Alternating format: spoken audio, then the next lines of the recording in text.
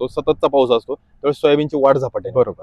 आणि ही झपाट्याने झालेली वाढ जी तर ती सोयाबीनच्या उत्पन्नावर परिणाम करू शकते. किंवा मी तर असं म्हणेल की शेंगांची संख्या कमी आणि सोयाबीनच चांगलं माजलेलं पाला जास्त येतो. सगळ्या पानांना जोपर्यंत सूर्यप्रकाश मिळत नाही कोणत्याही पिकात तोपर्यंत त्याचं उत्पादन वाढीचं जे काही गणित आहे तर ते चांगलं चालणार नाही. बरोबर. म्हणून आपल्याला सोयाबीनची वाढ कुठंतरी आपल्याला थोडीशी त्याच्यावर कंट्रोल करायचं. यामध्ये फ्लुसिफेक्स हे अतिशय प्रचलित आहे. 400 मिली याचा एकरचा डोस आहे. कंपनीचा प्रॉडक्ट येतो आणि हा फ्लुसिफेक्सचा उपयोग 21 दिवसाच्या आसपास असताना किंवा तण जे 2 ते 4 पानावर आहे त्यावेळेस आपल्याला करायचंय.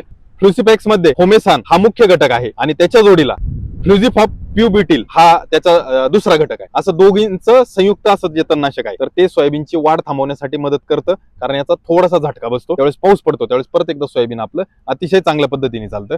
यामध्ये कुठलंही टॉनिक वगैरे मिक्स करायची आपल्याला गरज नाही. 400 मिली प्रति एकर आपल्याला हा जो काही फ्लुसिफेक्स आहे तर त्याचा वापर करायचा. युपीएल कंपनीचं आयरिस येतं तर ते आयरिस एक असंच आहे की जे 400 मिली प्रति एकर आपण वापरतो परंतु त्याचाही झटका सोयाबीनला काही अंशी बसतो आणि त्यामध्ये सोयाबीनची वाढ मंदावते आणि वाढ मंदावल्यामुळे पुढे जाऊन फुटवा होण्याची किंवा जास्त फुलधारणा वगैरे होण्याची शक्यता तिथं असते.